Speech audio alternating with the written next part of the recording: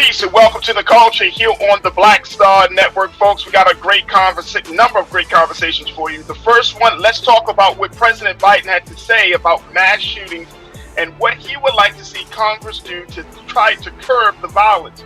We'll be breaking it down with our culture correspondent Ashley Banks, as well as our culture crew member Nir Muhammad, to give you the latest analysis. Also, let's check in with Ashley about some national news, about some of the big topics, including the situation with former police officer Derek Chauvin. And then later, the U.S. Conference of Mayors is happening this weekend, and we check in with Mr. Van Johnson, the mayor of Savannah, Georgia, to tell us what mayors across the city are doing to stop the violence, to deal with climate issues, and a whole lot more. So we'll have that conversation.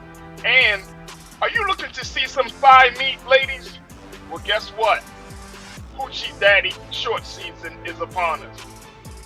Yeah, we'll talk about this trend that's got everybody talking and looking. So stay with us. A lot to get to you on today's edition of The Culture right here on the Black Star Network. Let's go.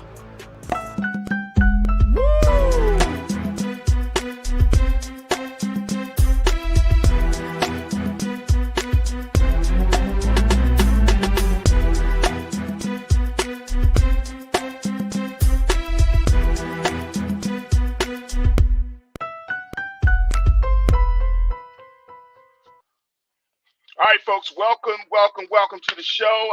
Thank you so much for tuning in and being a part of the conversation. And of course, as we have these discussions, we have a lot to talk about today. As we have these discussions, we certainly want to get your perspective to be a part of the conversation. So we encourage you to share your thoughts, post your comments in our chat rooms on both our YouTube page and our Facebook page, and we can help, and we'll do our part to make sure that we share with everyone what you think, what you have to say about these discussions. All right, the first discussion that everyone is talking about is this issue of mass shootings. Now, we have been talking about that extensively here on this show, The Culture, but the president has finally come out with a prime time address. In a 17-minute address to the country, he tried to calm the fears that many people have and to shore up the uncertainty, and most importantly, to demand that Congress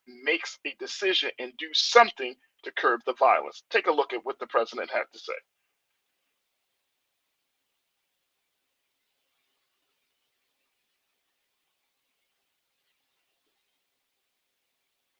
We're going to pull up the audio and the video of the president in a few moments, but in the meantime, I want to go to journalist and our culture correspondent Ashley Banks, who's joining us here to talk about what's happening with the president.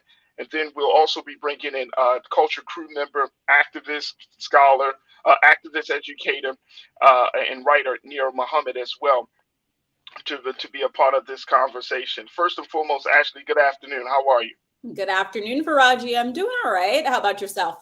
I'm good. The president has made a strong plea for Congress to do something around this issue of gun control, and of course to try to curb the fears that many people have about mass shootings. I want to play, and Ariel, let me know when that audio and video is ready, because we want to play just a little bit of what the president had to say. Here it is, folks. Let's listen to the president, and then we'll jump into the conversation. This is from President Biden yesterday, as just a small excerpt of his 17-minute speech that he gave from the White House in regards to mass shootings. Check this out. As we entered those hallowed grounds, we saw rows and rows of crosses among the rows of headstones with other emblems of belief, honoring those who paid the ultimate price on battlefields around the world. The day before, we visited Uvalde, Texas. In front of Robb Elementary School, we stood before 21 crosses for 19 third and fourth graders and 2 teachers. On each cross, a name, and nearby, a photo of each victim that Jill and I reached out to touch. Innocent victims murdered in a classroom that had been turned into a killing field. Standing there in that small town, like so many other communities across America, I couldn't help but think there are too many other schools, too many other everyday places that have become killing fields, battlefields here in America. We stood at such a place just 12 days before, across from a grocery store in Buffalo, New York, memorializing 10 fellow Americans, a spouse, a parent, a grandparent, a sibling, gone forever. At both places, we spent hours with hundreds of family members who were broken, whose lives will never be the same. They had one message for all of us: do something. Just do something. For God's sake, do something. After Columbine, after Sandy Hook, after Charleston, after Orlando, after Las Vegas, after Parkland, nothing has been done. This time that can't be true. This time we must actually do something. The issue we face is one of conscience and common sense. For so many of you at home, I want to be very clear. This is not about taking away anyone's guns. It's not about vilifying gun owners. In fact, we believe we should be treating responsible gun owners as an example of how every gun owner should behave. I respect the culture and the tradition and the concerns of lawful gun owners. At the same time, the Second Amendment, like all other rights, is not absolute. It was Justice Scalia who wrote, and I quote, "Like most rights, the rights granted by the Second Amendment are not unlimited." Not unlimited. It never has been. There have always been limitations on what weapons you can own in America. For example, machine guns have been federally regulated for nearly 90 years, and this is still a free country. This isn't about taking away anyone's rights. It's about protecting children. It's about protecting families. It's about protecting whole communities. Let's go. It's about protecting our freedom to go to school, to a grocery store, to a church.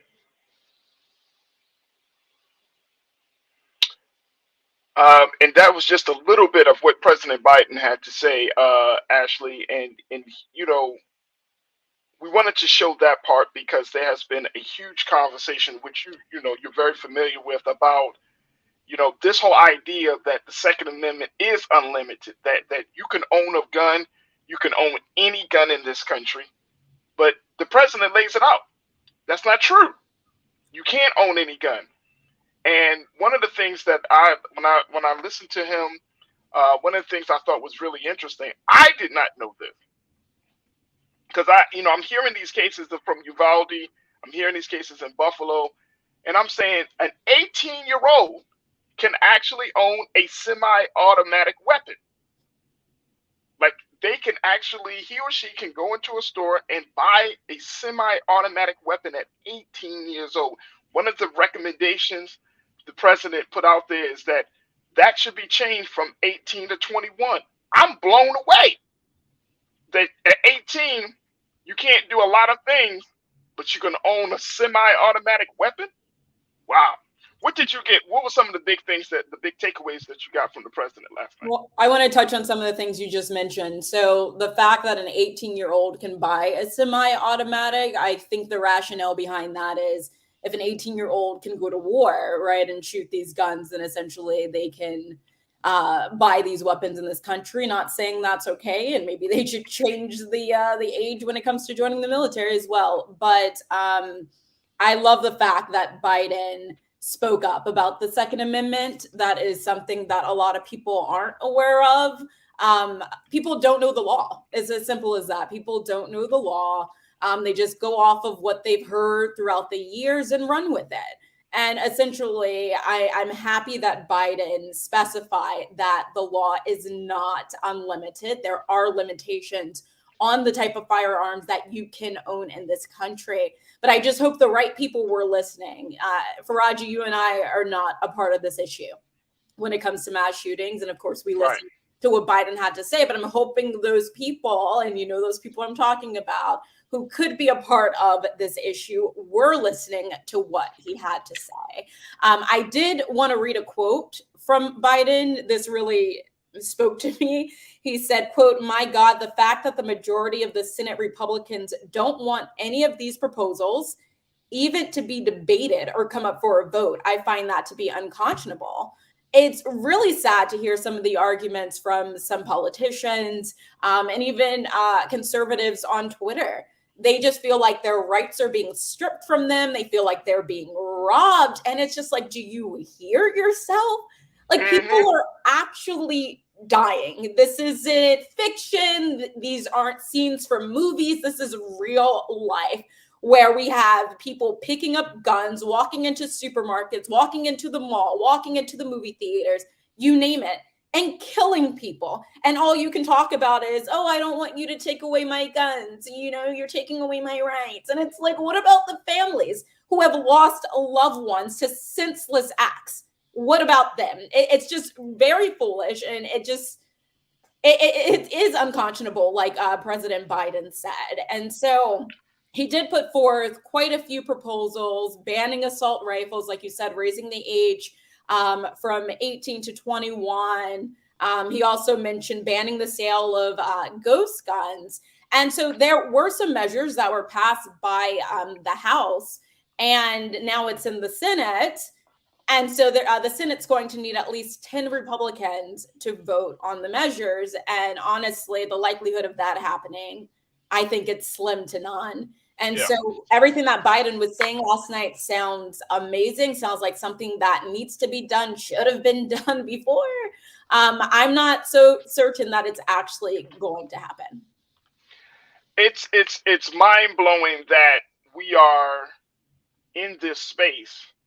And I think it's important that we give people proper context. And I disagree with the president on some things, but on this, I'm saying, okay, this makes sense to me, that it's been over 20 years since Columbine, and the president laid out all of those cities where mass shootings occurred, and he said it, nothing has really been done. Nothing. Columbine happened back in 1999, and then we can go down the list, unfortunately. And it's like, we're at this place, and I saw it today, Ashley, USA Today. One of the things that Democrats are concerned about is how to craft. There is actually, let me go back. There is a bipartisan committee of senators that are working on a gun package, a gun bill, rather. But they have to make sure that it's appeals to the Republicans, because Republicans traditionally are resistant to any gun control laws. So they're trying to craft, and I'm talking about, Kristen Sinema, Joe Manchin, some other Democrats, and then you got a few Republicans that are trying to work to say, okay, we need something that's going to appeal to the party. My problem is, that is the problem. To the point that you just made about the families, it's like we're playing partisan politics when people's lives are being taken, families' lives are being disrupted, communities are being traumatized. We're talking about creating a bill that is going to speak to a party's sensibilities. It just seems ass backwards to me, to be honest with you, instead of talking about a bill that is going to save lives. I'm not understanding that part. No, I'm on the same page with you, Farajii. It absolutely makes no sense. When it comes to these mass shootings, it should not be political. It should be what is in the best interest of America. And apparently when it comes to conservatives, Republicans, the best interest for them is protecting their right to own whatever type of gun they want to own. And they feel like everything's being stripped away from them and the government's controlling too much if there are restrictions. And so then we have the liberals, who seem to be a lot more sensible than the conservatives, and are saying, hey, we don't care about the types of guns that you want to own. We are looking out for the lives of the people in this country. You should not be in fear of your life when you're entering a public space. You just should not feel like Yeah. at any moment somebody could open fire on you and whoever else just because they felt like it, or just because they hate Black people or Latinos or whoever. Like, that's just not okay. And that's no way to live, especially in place like America, you know, where Biden said it's a free country. It's a country that a lot of people want to come to for some reason, but it is not a safe country. We live in a very dangerous country, a country where you could be in the hospital, like what happened in Tulsa, and somebody can simply open fire just because they had surgery and they were in pain and wanted to take out the surgeon and anyone who was in their way. This is not okay, and something needs to be done. Something should have been done. But the fact that we saw the shooting that took place in Sandy Hook and nothing happened there, people called it a conspiracy. Meanwhile, people are mourning the death of their children, and the Republicans just turn a blind eye. It's sickening.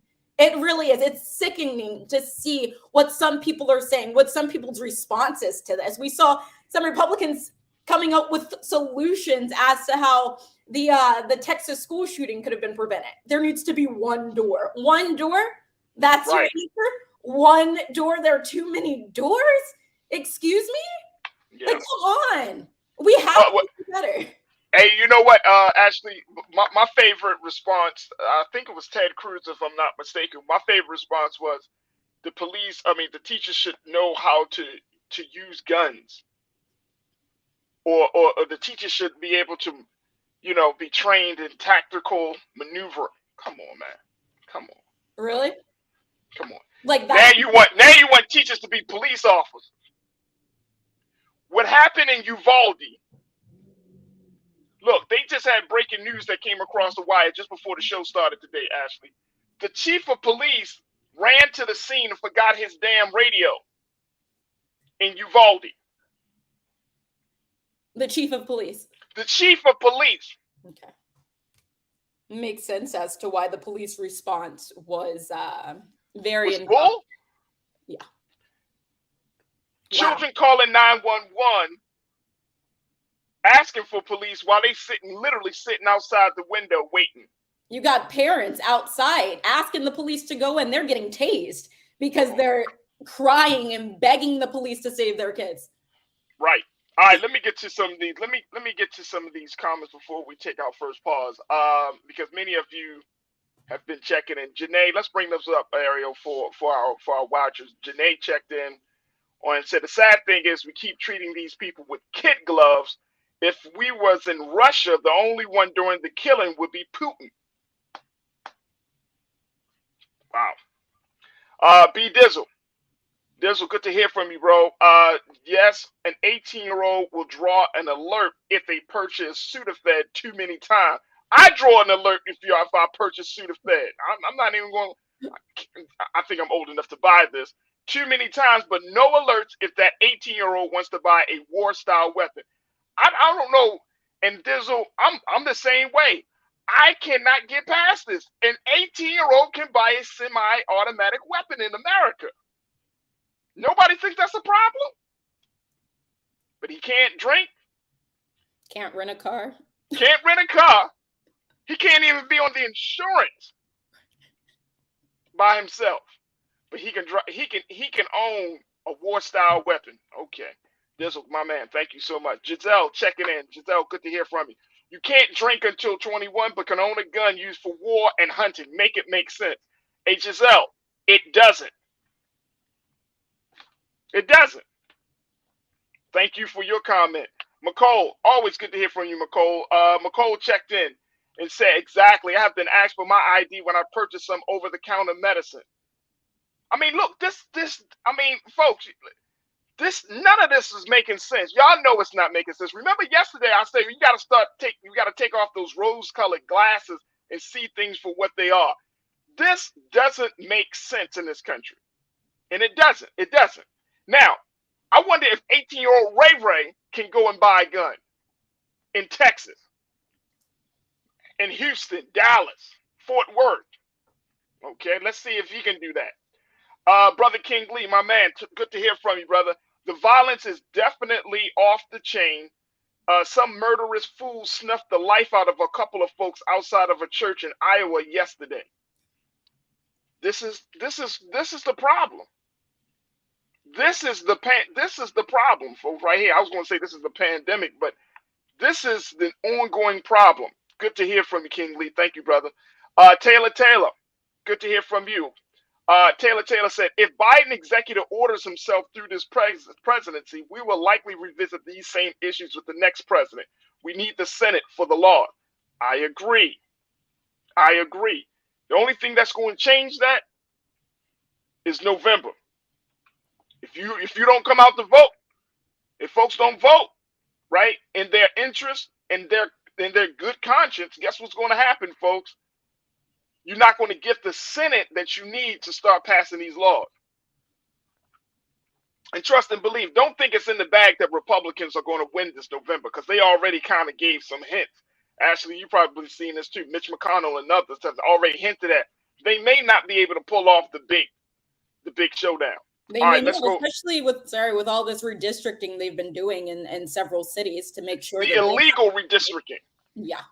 Illegal redistricting. All right, that's a whole different conversation. Let's go to forensic accountant. Forensic, good to hear from you. This is what forensic said. I still maintain that as long as they see black folks as a problem, guns will be kept readily available. That's interesting. Interesting. Yeah. And Karen M. out of Columbus, Ohio. An Ohio bill allowing education staff to carry guns to school with reduced training is on its way to Governor Mike DeWine's desk. This is coming out of Ohio. Teachers with guns? So wait a minute. We're not changing the 18-year-old law ownership. We're not getting better police response. We're not locking doors for schools. So the solution is arm teachers with guns, take them through training, right? Have a gun in the classroom next to students. Arming the same teachers that we've seen beating on black and brown students? I think not. Come on, Ashley. Absolutely not. That is not the answer. Our kids are already in a dangerous position with some of the Can you imagine that? I mean, seriously, can you imagine a teacher who does not have their right mind? And there are a lot of them out there. And then in the classroom. And can you imagine, you know what? I'm tired of y'all. Go to the safe. They may not put in the safe. They might just put it in the drawer. I was thinking that. And the access, these students are smart. Kids are smart. If they know that a teacher has a gun and say a kid wants to do something or they just want to play around, they could easily gain access to a weapon that a teacher is supposed to possess. Oh my gosh. Absolutely insanity. Beast Nation 2022. You said it, Beast Nation. Welcome to America, the country where we all cry together. Big shout out to Kendrick Lamar, right? That's the culture, I guess. Shaking my head. Yeah, and this is sad, folks. I mean, seriously, this is getting to a place that's just, it is a welcome to America moment, but it's a sad moment. When things that make sense don't make sense to our leadership, then guess what happens? We're all looking stupid, right? And then for the leadership, check this out, Ashley, you know it and I know it. They're going to try to convince us that their way of thinking is the right way. Of course. Mocha said, listen, they stopped selling bulk package of Imodium so that drug addicts can't stop their diarrhea when they get to try to get clean, but they can't regulate gun sales. Make it make sense. Y'all know it ain't making no sense. Y'all know it's not making. Chris V, next up, tactical training for K through 12 students. Damn. I mean, that sounds about right. Conservatives go that route, to be honest. Anything to save their guns. Anything. Chris, thank you for your comment. Mocha, Beast Nation, thank you for your comments. This is absolutely absolute insanity. I'm interested to see, as we wrap up this portion of the conversation, Ashley, I'm very interested to see what Congress is going to do. Now, we know on the House side, more, of course, Democrats are the majority. So they're trying to push some things together. On the Senate side, I'm telling y'all, folks, I'm telling you, it's moments like this. Like, You know how I feel about voting. Voting is necessary, but it's not the only tool.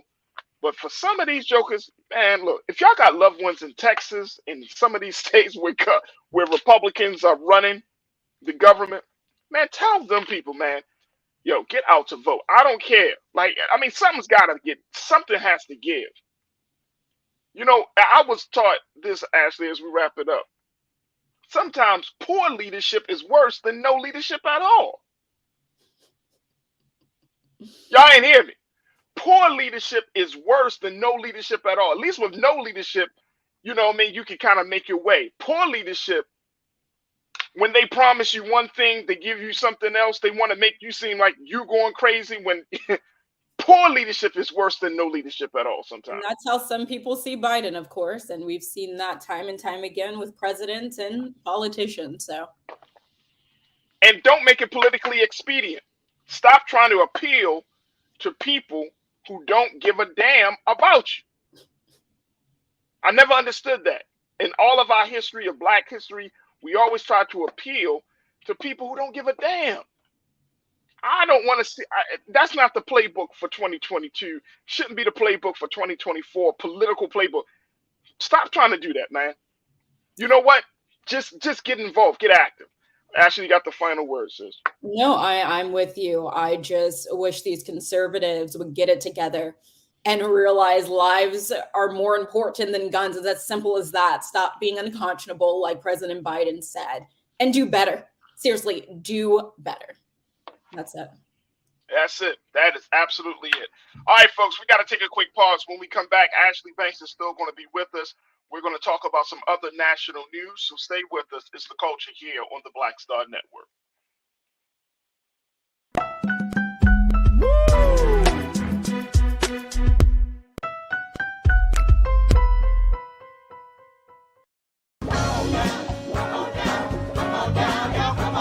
Welcome you to the launch of the Mass Poor People's Low Wage Assembly and Moral March on Washington, D.C., June 18, 2022. We are a new, unsettling force, and we are powerful. New, unsettling force, and we are here.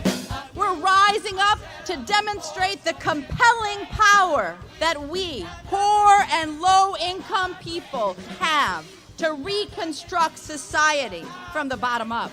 And we need to do it with the loudest voices possible, the biggest actions possible. Because we know that there is no scarcity in this land. The only scarcity is the moral will to do what's right.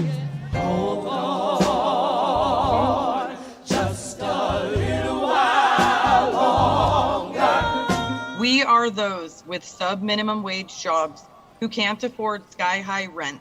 People with disabilities are the fastest growing minority group. It's crazy to me that in 2021, it's still legal for workplaces to pay a sub-minimum wage to people with disabilities. There are still so much trial and tribulations that we go through as Indigenous people. We can't get a decent wage to sustain ourselves, nor can we get adequate housing. Veterans across this nation say enough is enough. We can't pat essential workers on the back on one day and then cut their health care the next day. Health is a political choice. What more do I need to do to prove that my voice is just as valuable as anyone else's?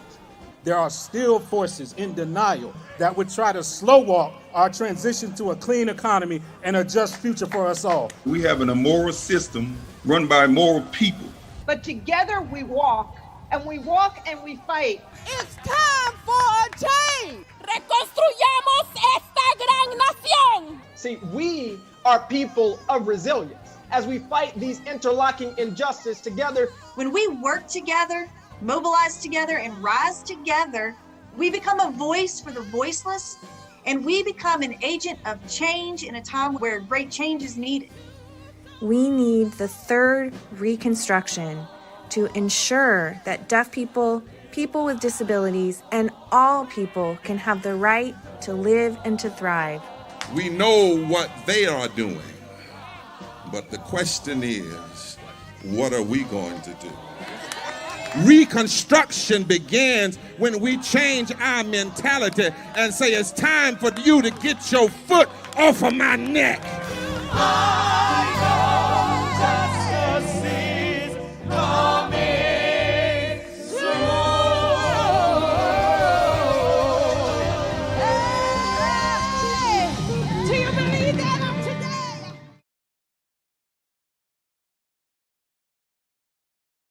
Pull up a chair, take your seat.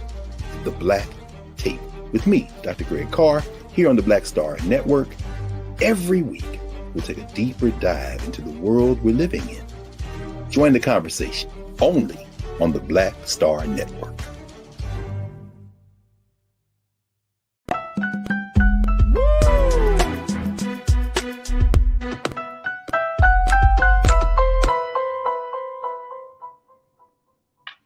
Folks, welcome back to the show. We want to now get into a conversation about some of the other national news that are happening around the country. And so we're joined by journalist and culture correspondent Ashley Banks to give us the latest updates on a number of stories. Ashley, let's talk about this whole situation. Derek Chauvin he can't get out of the media. I'm tired of talking about what is he doing now? You and me both, Farajii. I am completely sick of this monster. So unfortunately, it sounds like there are two people that are suing him for using the same maneuver that he used on George Floyd.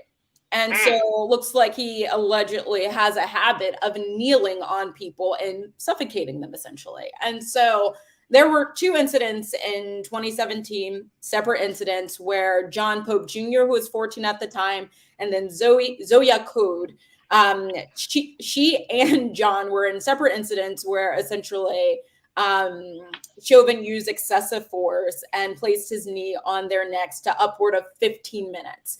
Now, in the case of, So in the case of John Pope, essentially he was at home. He and his mom got into a little dispute. He said she was just having a rough day and he was just getting on her nerves, like teenagers do. And she called the cops on him.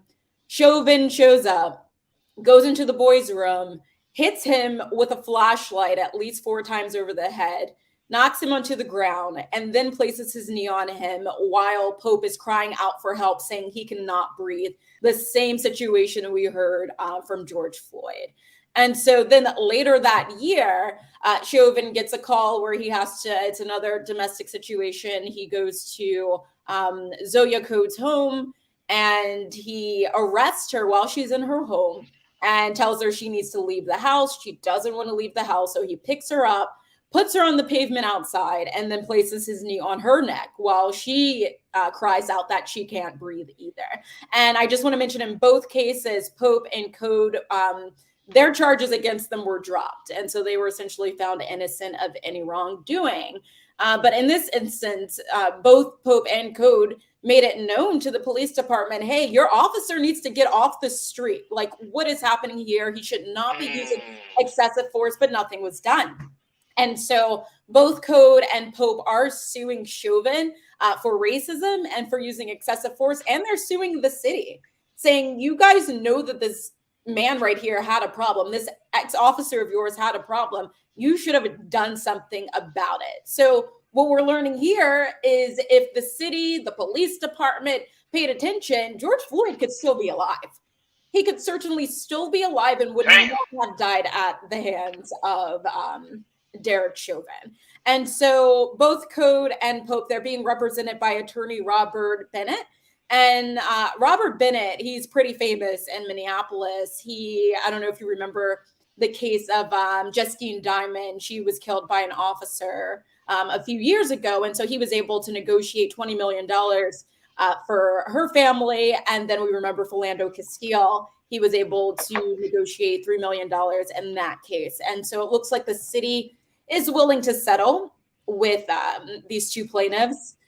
But it's despicable to see what's happening here, that we know Minneapolis has a pattern and practice of discrimination. We know that Derek Chauvin has been a problem for many years. And I do want to note that during his trial with George Floyd, he also pled guilty to doing the things that Pope claimed he did. And so it's going to be interesting to see what happens. But Chauvin's facing a lot of time in jail, so I don't think there's going to be anything added to that time. And I'm not exactly sure what they're suing Chauvin for. I don't know if it's for monetary damages, because you can guess that he has no money. So I believe that's why they're also suing the city, because the city does have money. And so it's more of like a formality to sue Chauvin. But yeah. So let me ask, I'm wondering, and I saw some comments from the interim city attorney, Mr. Peter Gender. And he basically saying, like you just reported, that the negotiations are going to be discussed. Is that a sign that Chauvin was wrong, that he was in fact guilty, that the city is automatically saying, look, this guy has had, this is his practice and pattern. Let's just, how much you want? Yeah. I mean, I'm assuming so. They know that he's problematic, but also I think it's that, and they want to get the spotlight off of them. Obviously, Derek Chauvin he's a sore spot when it comes to the Minneapolis Police Department, along with those other 4 officers who were with him that day when he killed George Floyd. And so I think they just want this to go away as fast as it can. And I'm sure they're aware that Derek Chauvin is more than likely guilty. The problem that I have with that is that it speaks volumes about where we are in this conversation around police reform in this country. There are police officers like Chauvin in every single police department who have been allowed to be reckless in their duty, and not really get any consequences. I sue the hell out of the cities and the police department. I mean, and it's crazy. So let me just ask you this question though,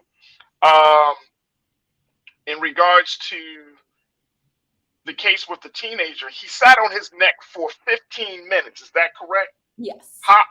What eventually happened? What got Chauvin off of this young brother's neck?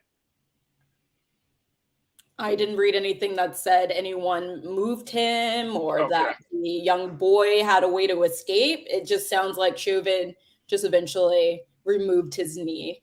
Who knows? The teenage boy's mother could have been there screaming, telling him, but there are no records, essentially, or public records saying what happened there. Right.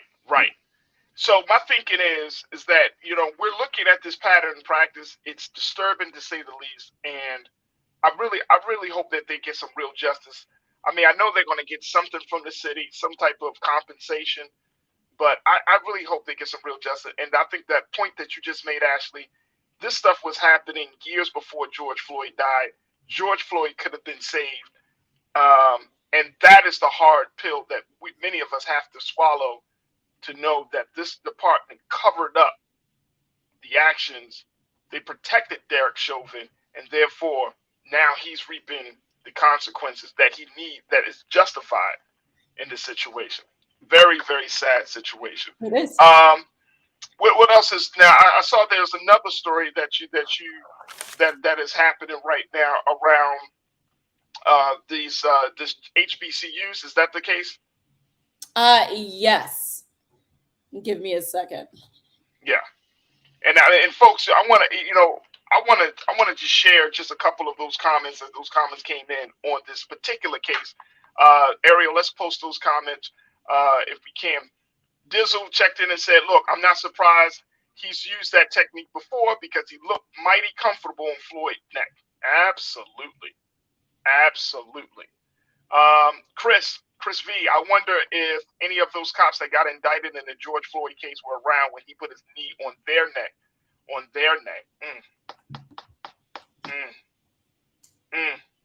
Karina, that's a good question, Chris. Karina said, I think it's safe to assume he is well protected inside, shaking my head. Yep.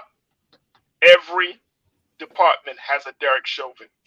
Taylor, Chauvin thought black people were invincible. The other ones didn't die. Awful. Man, oh man. And You know, this will mention in another comment. If you guys haven't watched We Own the City, of course we watch it because we're from Baltimore. It's definitely a must watch. The main police officers in that show were very problematic, but let's stay on the streets. Talking about the Gun Trace Task Force, talking about Herschel and all of those guys. Yeah, yeah. That's just the show. Wait till if you actually took the time to read the story behind the Gun Trace Task Force, notorious. Mm-hmm. They were head knockers. Notorious. All right, Ashley, what you got? What's next here? Yeah, so essentially in ATL, this was going on after the George Floyd, it was during George Floyd protests. So in 2020, there were HBCU students who were attending the protests. And around that time in several cities, right, they had curfews. And most people were staying out past curfew to protest because they wanted to put an end to police brutality. Most people did not care about a curfew when Black lives are being killed by police. And so these two students, eventually the protest dissipated, so they hopped in their car. And when they got in their car, an officer immediately told them, "You need to leave now." And they're like, okay. So as they're about to drive, another officer approaches the car and tries to physically force them out of the car.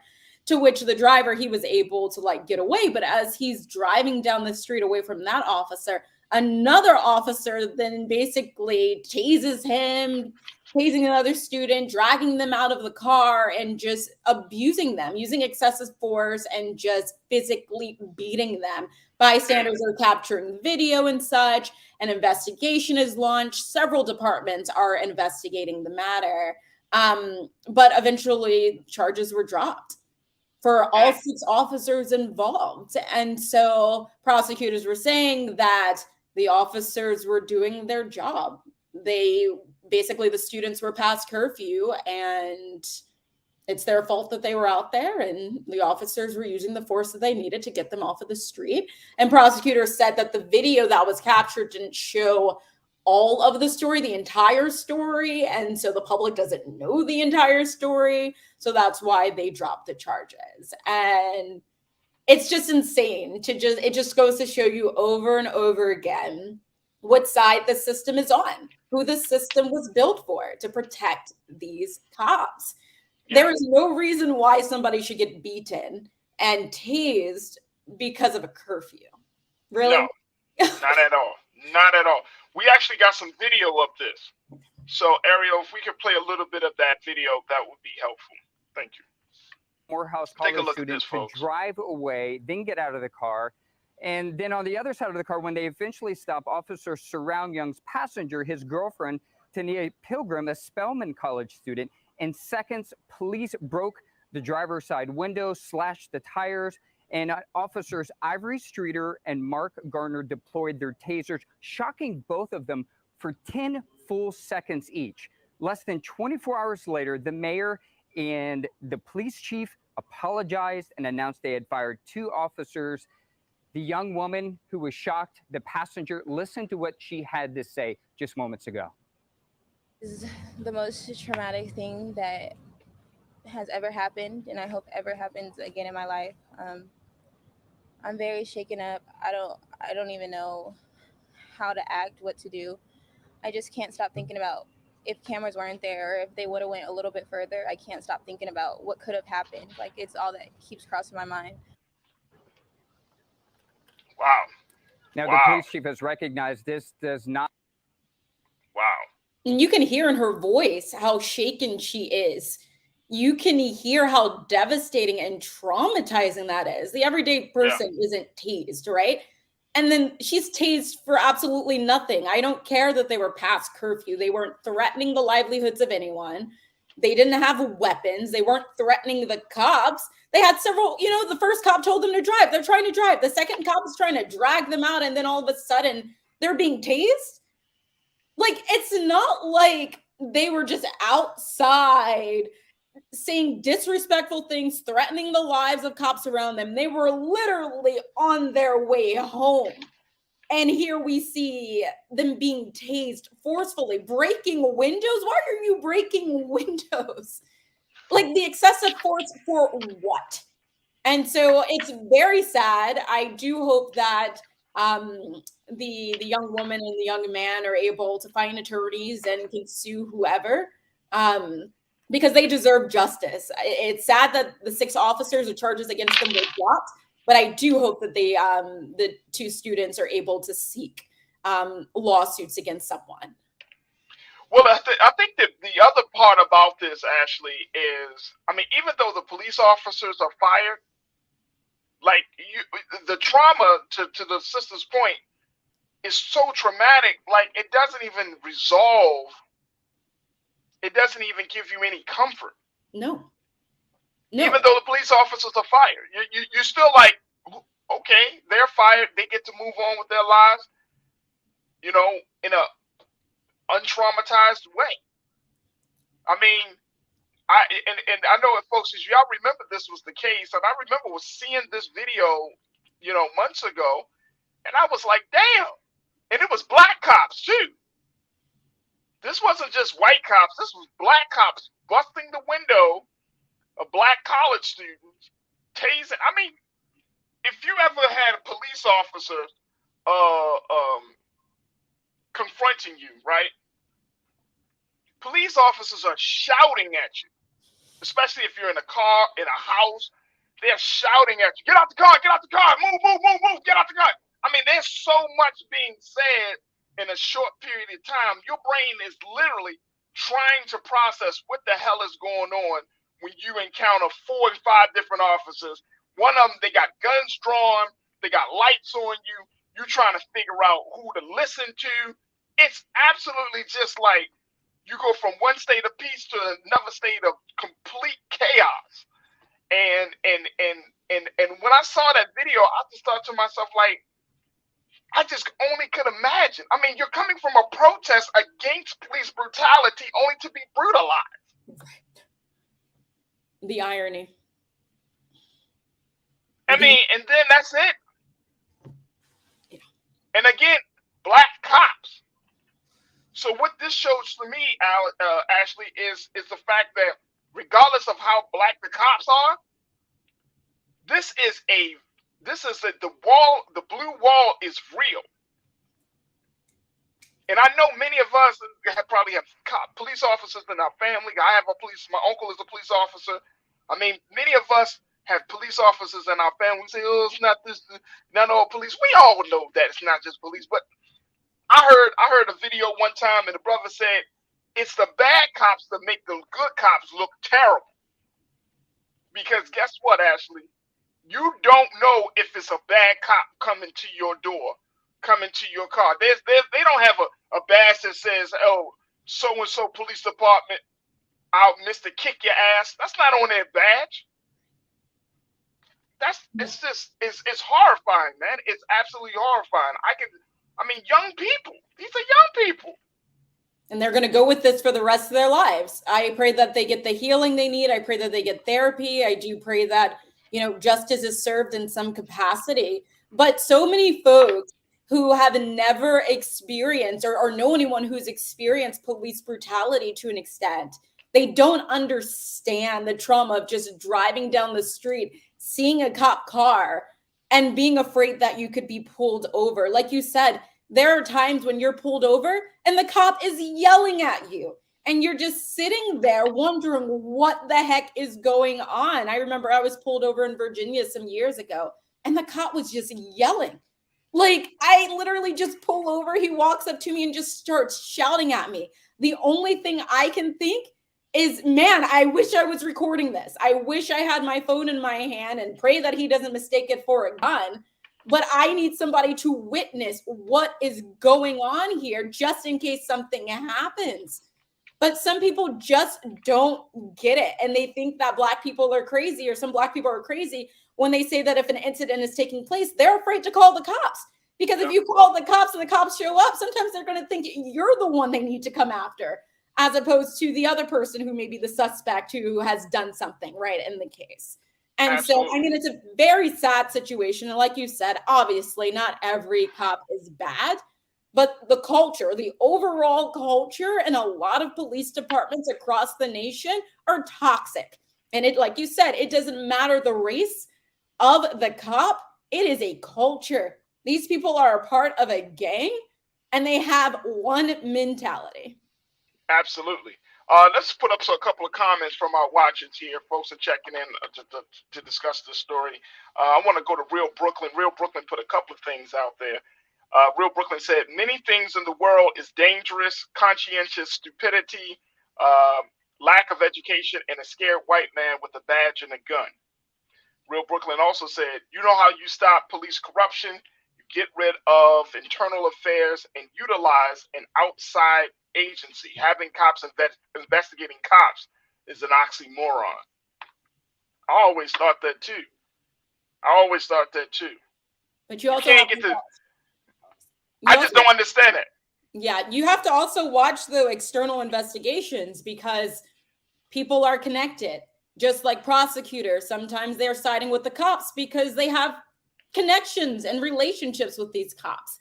So when it comes to getting these external investigations, somebody needs to be there to vet and make sure that the people doing these external investigations are not biased in these situations. Absolutely. Nisa 1971, I want to get her comment in really quickly. She said, I get where you're coming from. I'm sure the police have a protocol of behavior. If they have murder or anger or fear on their minds, nothing will stop them from doing harm. Look, man, and Real Brooklyn, thank you. Nisa, I hear you. I definitely understand that. But guess what? You chose this job. Nobody forces you to be a police officer. Nobody forces you. If you have, if you want to bust heads and all of that stuff, this is not the job for you. It is absolutely not the job for you. Ashley, I know we got just a couple of moments left. What's the latest about this situation in Buffalo with the shooter? Yes. So the 18-year-old gunman, he was arraigned yesterday after a grand jury brought in a 25 indictment against him. And so yesterday afternoon, he pled not guilty to all charges. And now, so he was charged with 10 counts of first-degree murder, 10 counts of second-degree murder, and attempted murder for the 3 victims that he injured, in addition to hate crime charges. And he said that he's not guilty, but he's due back in court on July 7th. And if he's found guilty, he's going to spend the rest of his life in jail. That's all he gets. Yeah, because in New York, I believe no death penalty. You know, no death penalty. Nope. But I'm wondering, by this being a federal hate crime, it's just life with no parole. Is that correct? I believe so. I'll have to double check on that one. Yeah. But he pled not guilty. He did. He pled not. On the basis of what? It wasn't revealed to the public. Just he pled not guilty. And that's what his lawyers will probably tell him, hoping to get a lighter sentence. But at the end of the day, one of the prosecutors essentially said there's enough evidence showing that he did this crime. I mean, he was caught with the gun in his hand. So, right. I mean, how can you get out of this? Right. Absolutely. Ashley Banks, journalist, cultural correspondent, we appreciate you. Thank you so much for keeping us up to date on these stories and for your insight. We will certainly, circle back to you sometime next week. Thank you, Ashley. Sounds good. Bye, Farajii. Bye-bye. All right, folks, we got to take a quick pause. When we come back, let's shift gears. We're gonna be talking to the mayor of Savannah, Georgia, Mr. Van Johnson, as Mayor Johnson is going to be giving us some of the latest around the U.S. Conference of Mayors that's going to be happening this weekend, what mayors across the country are going to be discussing, and most importantly, how will they change and improve the quality of life for so many cities in the country. So we'll have that conversation. Then later on in the hour, oh boy, they say it's Hoochie Daddy short season. That's all I'm going to say. I don't know what that means. I don't know why women are looking forward to this, or I don't know, but we'll get to the bottom of it and so much more. We'll be checking in with Culture Crew member Shaquaya McKenzie, Nira Muhammad, and to get their analysis on all of these conversations. So stay with us. The next hour is going to be dynamic. And stay tuned. You're tuned into The Culture here on the Black Star Network. We'll be right back.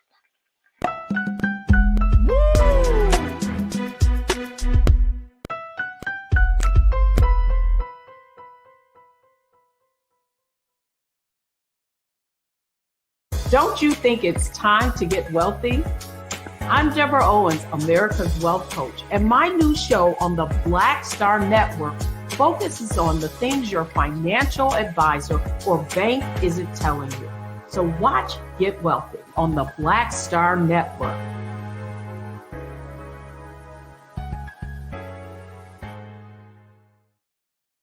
Hi, I'm Dr. Jackie Hood Martin, and I have a question for you. Ever feel as if your life is teetering and the weight and pressure of the world is consistently on your shoulders? Well, let me tell you, living a balanced life isn't easy. Join me each Tuesday on Black Star Network for a Balanced Life with Dr. Jackie. We'll laugh together, cry together, pull ourselves together, and cheer each other on. So join me for new shows each Tuesday on Black Star Network, A Balanced Life with Dr. Jackie.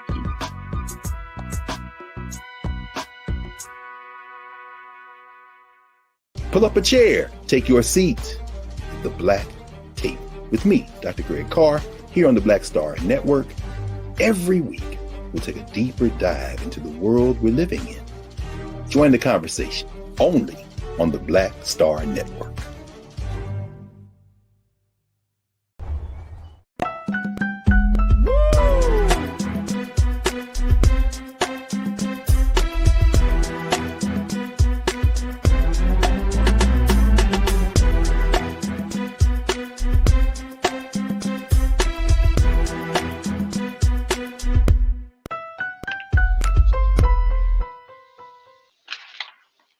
Folks, welcome back to the second hour of today's show of The Culture here on the Black Star Network.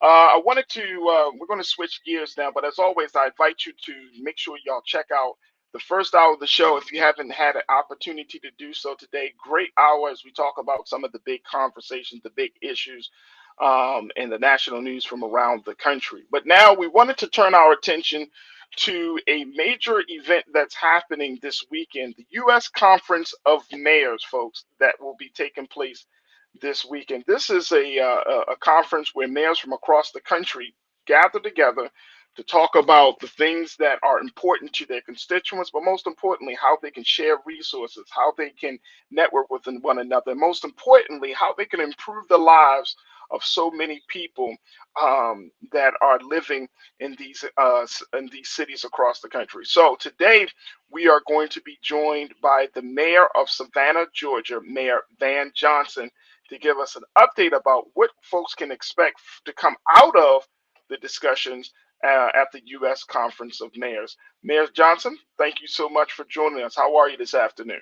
I'm well, Brother Muhammad. Good to see you, and it's an honor to be sharing on the culture. Thank you so much. I done raised up in the world now. You are hilarious, Mr. Mayor. I come up, man. I'm like the Zippers. I'm like George and Wheezy, man. I mean, I've done CNN and all these places, but I'm on the culture now. So hey, God is good. Oh, God is all the time, brother, all the time. Hey, look, thank you so much, Mr. Mayor, for taking time out your busy schedule. In a few moments, we'll also be joined by our culture crew member, Shaquaya McKenzie, who is an activist and educator and writer and artist and educator and an activist near Muhammad in a moment. Mr. Mayor, the U.S. Conference of Mayors, I don't know if a lot of people understand that this is an annual event that takes place where mayors gather together to talk about, best practices, talk about resources. But what is the theme for this year's U.S. Conference of Mayors? Well, again, thank you so much for the opportunity. This is the 90th meeting of the U.S. Conference of Mayors. We're meeting in Reno, Nevada. As a matter of fact, I'm preparing to go there shortly. And this is where the country's mayors get together, as you said, to be able to talk policy, to be able to talk strategy, to be able to talk about things happening in our community. More importantly, to share ideas, to share resources that are out there. We're living in a really, really strange time. We're living in a time of an inactive Congress that can't seem to get anything done, and people want to blame mayors for everything. The reality is that mayors, we're at the front door of America. So we see everything that's happening. We see the violence that happens in America. We see the shootings that happen. We're the ones that are going to these crime scenes. We're dealing with issues of economic viability, issues of affordable housing. We're dealing with these issues, as you said earlier, of police brutality across the country. But oftentimes we're powerless, depending on the state that we're in, to do things about it. I'm in Georgia, and I'll leave it at that. I'm in Georgia where we have tried to do everything we can to put guns everywhere we could put them. We're in a state in which we've done everything we could to try to stop people from being able to vote. I'm in a state where we work hard to be the number one place to do business, but not the number one place in order for folks to live. And so, we come and we talk about strategy. This is an opportunity to connect with our national leaders that we need to tell people in Congress, y'all need to get off y'all behinds and y'all need to move policy. People are dying while we're in this partisan back and forth thing. Oftentimes, we say we're Democrat, we're Republican. At the end of the day, a street doesn't care who fixes it. A child doesn't care who prevents the bullet from getting to them, Democrat or Republican. And most people really don't care, at the end of the day, about who feeds them. If it's a blue hand or a red hand, they just want to be able to eat. So my attendance is there is an important. And then I think it's important to know that I'm not the only one going through this. There are people who are dealing with these same issues. Whenever you see something happening in our nation, you see a mayor there. Now, the feds show up eventually, a congressman might show up, or the president might show up, but day in and day out, it's mayors who are standing at that gate here in America. You know what, Mr. Mayor, I truly appreciate how you just broke it down. Very simply, it doesn't matter who's who and what party they belong to. People want to get things done. They want to see results. They want to see that their lives are really improved, regardless of who sits in the seat. One of our watchers, Karen, brought up the question, and I think this is a great question, saying that is there the same vitriol at the U.S. Conference of Mayors as we're seeing everywhere else, where there's this still partisan divide? Are we seeing? Are you seeing that on the mayor's level versus what we're seeing on the national level? No, and to be honest with you, I mean, I'm a member of the Democratic National Committee. The fact is, mayors get together, and you know what? If we're Democrat, we're Republican, all we want is our folks to be happy. We want our folks to be safe. We want folks to be able to live their best lives. We don't want gunfire going through our community. That's Democrat and Republican. And so we find ways to be able to talk together. If Congress could just act like the U.S. Conference of Mayors and put aside partisan BS for us to be able to move policy forward, it makes no sense that Congress can't pass a comprehensive education, election policy. There's no reason why Congress should not be able to pass comprehensive, common sense gun reform, which is why I'm wearing orange today, because today is Wear Orange Day. There's no reason why we keep saying we give our thoughts and prayers, but ultimately it needs to be policy, it needs to be action. And so mayors don't have that problem. And I've only been a mayor 3 years. But I'll tell you this point, I care about my Democratic folks, my Republican folks, my independent folks, my Green Party, Tea Party, Lipton Party, Corona Party, whatever it is. If they're in my city, I care about them. And so I don't really care one way or another. If President Trump was in office, I expect action. If President Biden is in office, I expect action. And then all I care about is my people. So what are some of the big priorities for mayors across the city? I don't know, this is the election season in some cities like Los Angeles. They're having their election on June the 7th. You have other cities. I'm in Baltimore. We have our state's attorney's election. Our governor's election is coming up in July. But what are the big issues that you're hearing from your constituents as well as from other constituents from around the country? Well, I know your mayor well. Cool dude. I wish I had his hair. I really do. I mean, I'll let him know. I used to do that at one time too. But I think with gun violence, I think gun violence is the top. I mean, the number one responsibility of any government is to be able to make sure that we're able to keep people safe, that people feel safe and they are safe. And so, how do we do that when you have these incidents occur? When an 18-year-old can get an assault rifle, That could have easily been Savannah, Georgia. That could have easily been Baltimore, Maryland. How do we stop that from me being the one going to a school? I think that's the first thing. Second thing on my mind is really, let's talk about equity. We have an opportunity to provide equity across the board. ARPA has provided opportunity for us to make sure that money goes to those who have been forgotten about for decades. This has been a once-in-a-lifetime opportunity for us. Here in Savannah, we've been able to now finally pay our employees a $15 minimum wage. Here, we're really $18-19 million toward affordable housing. We know because of the housing thing, the housing I guess, bullish market that we have, that it's getting more expensive for people to live. I mean, folks are gentrifying neighborhoods quickly. Folks are calling me, texting me all the time, asking me, do I want to sell my house? No, I don't want to sell my house. Stop calling me. But yet, this is what's happening. And oftentimes we have younger people who don't realize the value of the home that mama, daddy, grandmama, granddaddy left to them. And so what ultimately happens is they sell it for half of what it's worth, and then they have to go somewhere and pay rent. It doesn't make sense. And then finally, things of issues of food availability and education, which most mayors do not control. Again, these are issues in which we're finding out best practices. We're able to talk. Last conference of mayors I went to was the African American Mayors Conference, and I had opportunity to talk with Wells Fargo about how they treat African American communities. And I think we made some great headway, and we're going to see some great opportunities come from that conversation. So anytime you have mayors from cities, both big and small, in the same room, talking about the same issues, particularly around people who can do something about it, it's a powerful thing. So I'm just going to be glad to be in the room. Absolutely. I want to invite our watchers to be a part of the conversation. As usual, folks, get you to share your perspective and your questions as we're talking to Mayor Van Johnson, the mayor of the great city of Savannah, Georgia. I want to bring in my culture crew member, Nira Muhammad, who is an educator and activist, and then also Shaquaya McKenzie, who is a nonprofit leader, an aspiring attorney, and is an activist as well.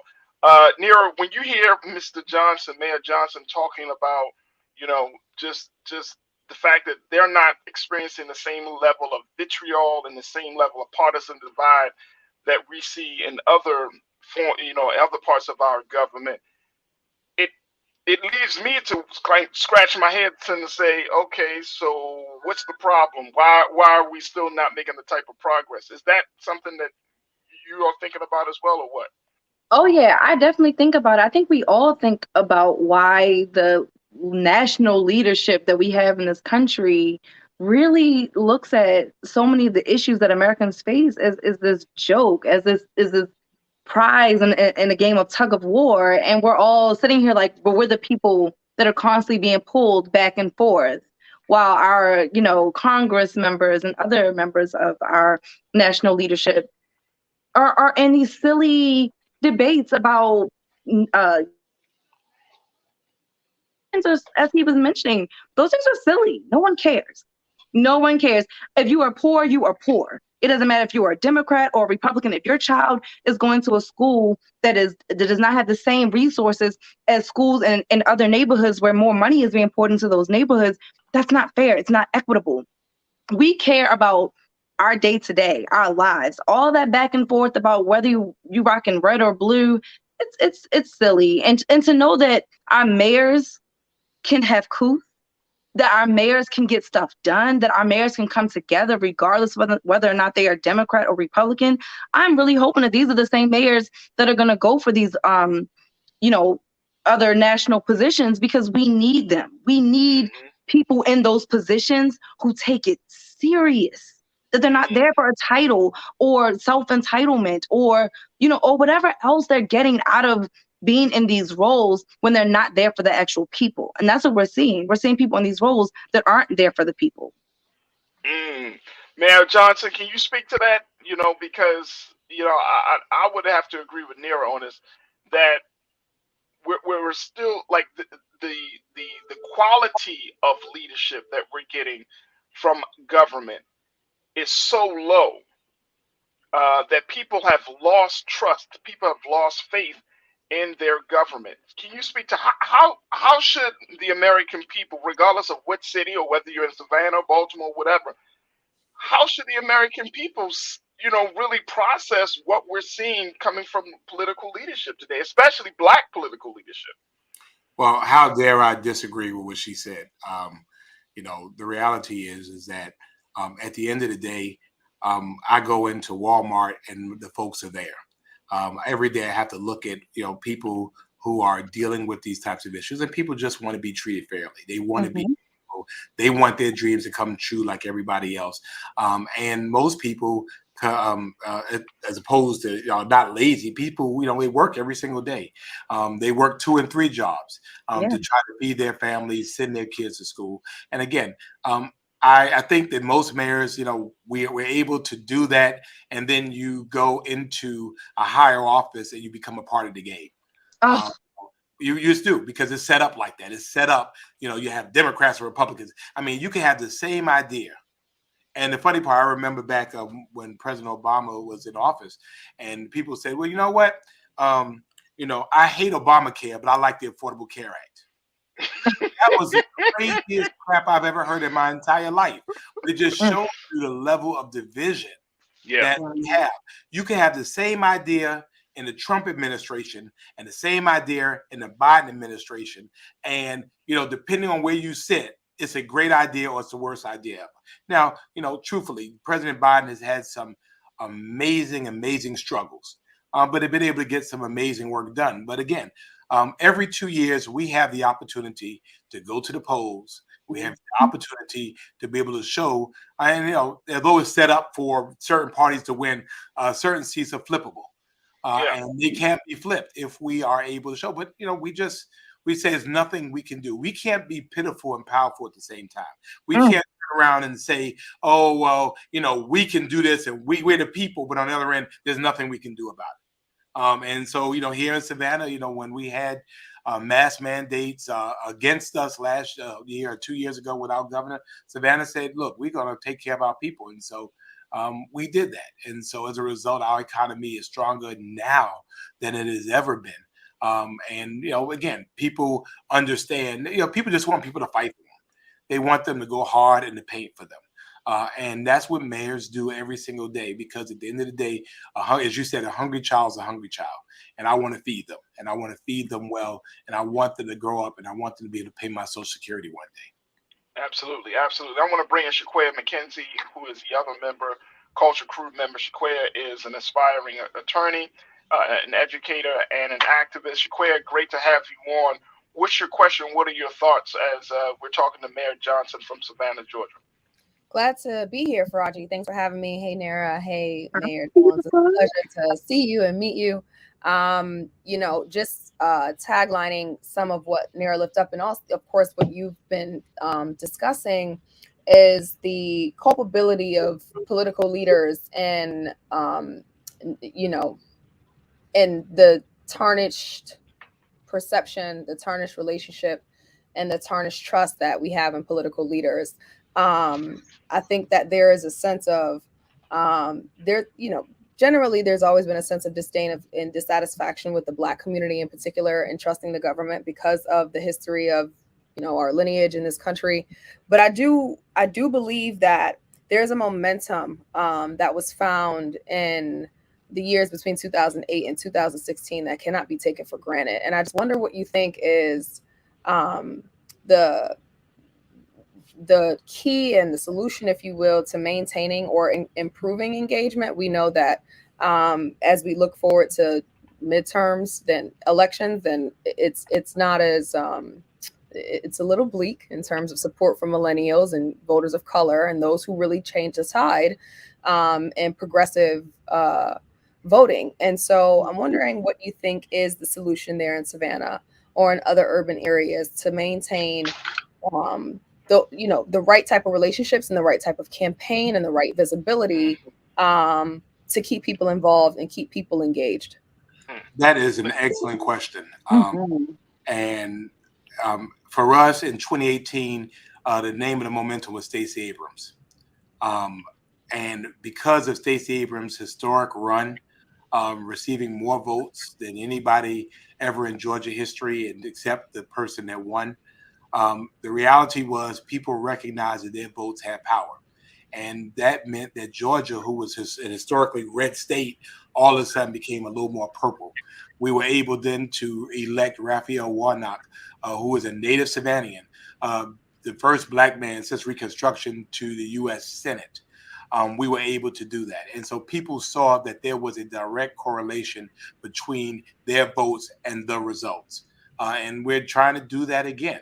The midterms is, again, the constant infighting, the inability of folks to get things moved, and the history as it relates to midterm elections makes things for the midterms look very bleak for us. However, we still have to maintain our vigilance. We still have to go to the polls and vote. We've also had the New Georgia Project, Black Voters Matter, a bunch of groups have all of a sudden have really energized millennials and started to talk about issues, but more importantly, have us to be able to communicate in ways that millennials understand.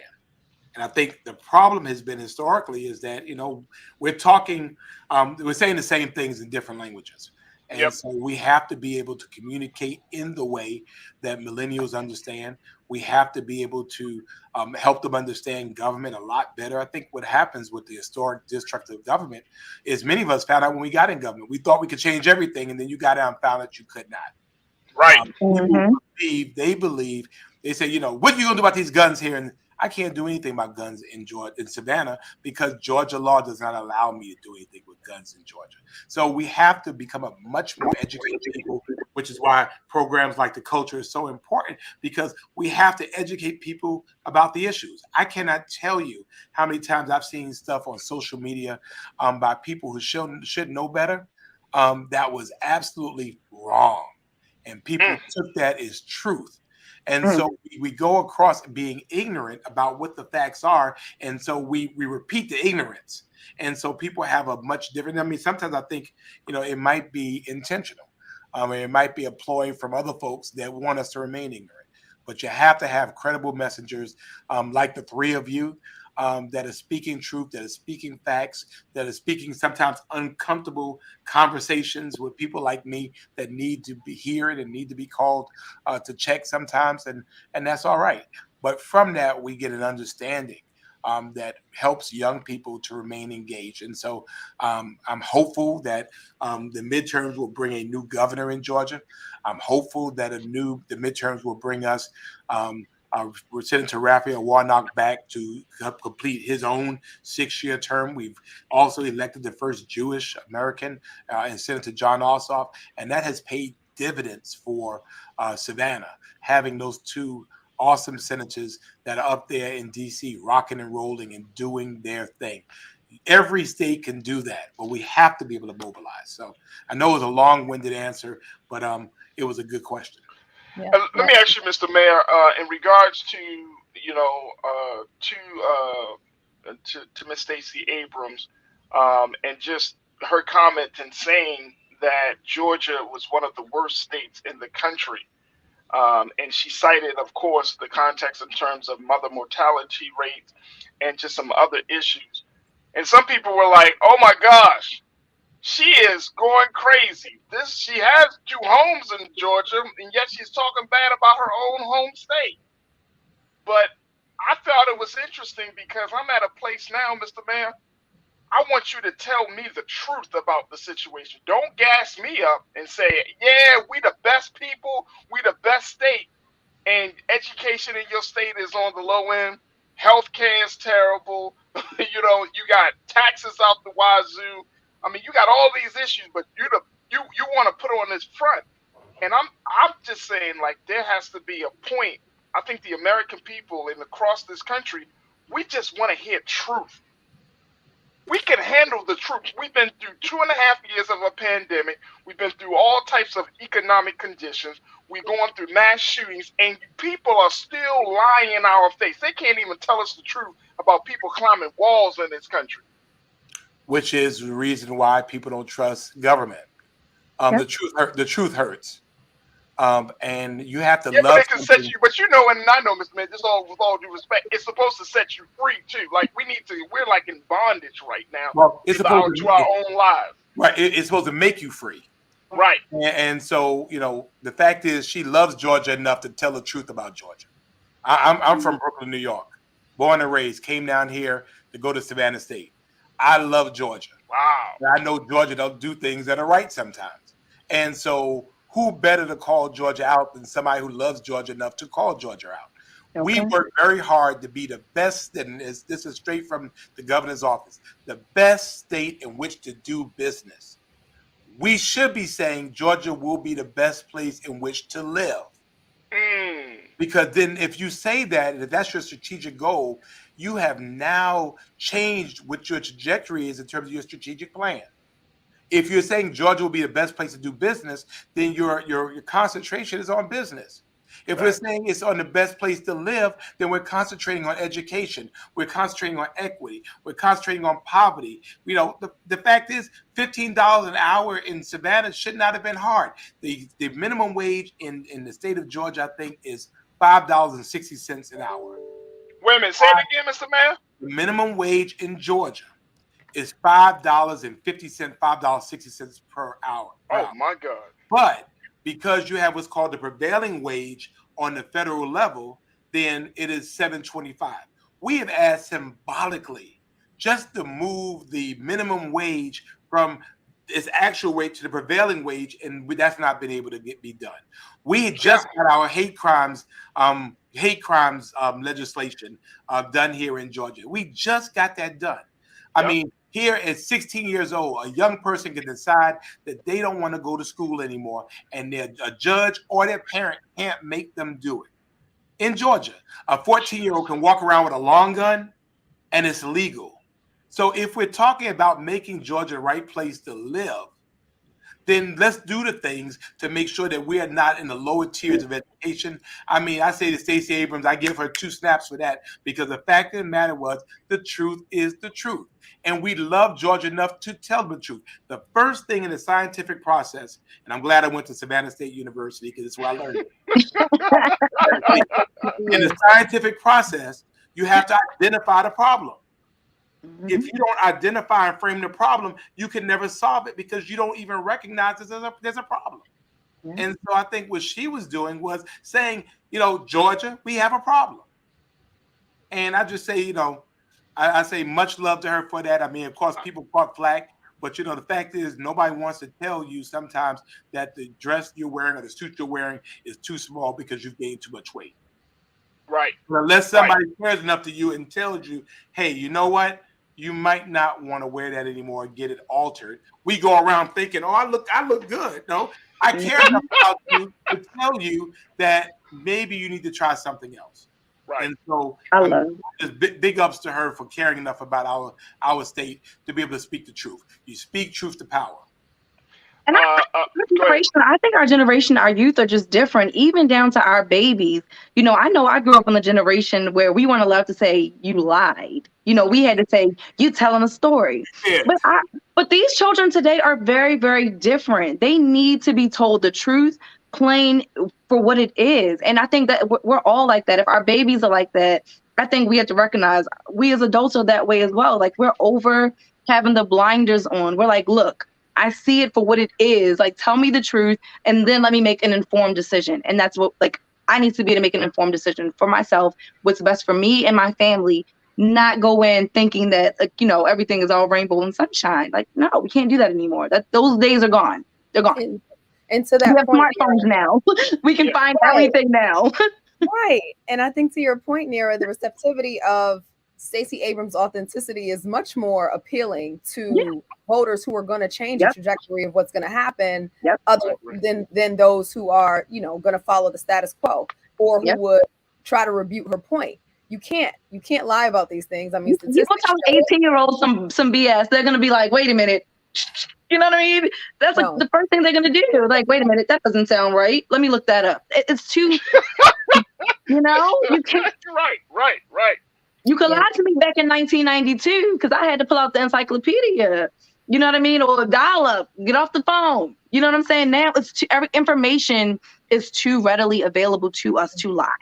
We can see it. We think it. And here's the thing, to add to that, the lie has now become so commonplace. Right. But we're starting to see, Mr. Mayor, Nira, and Shaquaya, we're starting to see the consequences of constantly believing in a lie, where now your reality is so tainted by the lie, you can't tell you're up from down, you're left from right.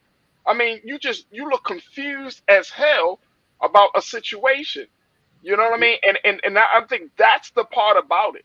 That's the part about it now. You're living in the matrix. Yep. You live You are living in a alternate reality that is different from fact. Oh, but I think that's where we're going toward. Living in alternate reality. That's why y'all are so important. You are the chosen ones. You're our talented tips. You're the Neos of our world. You have to free our minds. And you do that by doing what you're doing. You speak the truth. Some will come. Some rather stay in fantasy world. But we have to be able to pull as many as we can, and I think that's what it is. And so I've tried to, speak truth. Sometimes it's very uncomfortable. I'll tell you the things I can do as mayor. There's some things I just can't do. I cannot control the weather in Savannah, Georgia. I cannot control your outcomes if you don't want to go out and get a job and make your life better. Yeah, truthfully, I can't stop y'all from shooting each other. I can't, and I'm not going to, because I might get shot. That's appalling. But people will say that, You know what I mean? It's like, what? Right. Well, I'm glad you're saying that. Thank you. Nah, look. Hey, Mr. Mayor, you know what I've told people? If you have a political leader, a mayor, city council person that gets in front of you and says, "I'm going to stop crime," run away from that person, because they lying straight in your face. Yeah. But people's, we gotta stop doing it. And I think a part of that, Mr. Mayor, I'm sorry, but you're fine. A part of that is because we as the citizens haven't become empowered enough to tap into our own power to change our own reality. So we put it all on a brother like you and be like, "Hey, Mr. Mayor, you said that you were going to stop crime. You were going to pick up every piece of trash in Savannah. Man, you ain't do none of that." Backyard? So I gotta vote you out. Well, let me tell you this. I have my predecessor, my mentor, he's a 64th mayor of Savannah, and here in my office with me. We were talking before we went on. We remember a time where we didn't need police to police black neighborhoods. And when I used to come down here, when I was shipped down here from Brooklyn to Savannah in the summers, I was more afraid of all the ladies on the street than I ever was of the police. Matter of fact, the police would have been a reprieve for me. Wow. When we become so dependent, I mean, the fact that these are our kids, and and the fact of the matter, I said I would come to be a servant. I'm not going to come be your savior. I can't protect you from yourself. I can't protect you from your bad decisions. I mean, I can create on ramps, I can create pathways, but at the end of the day, you have to get on that.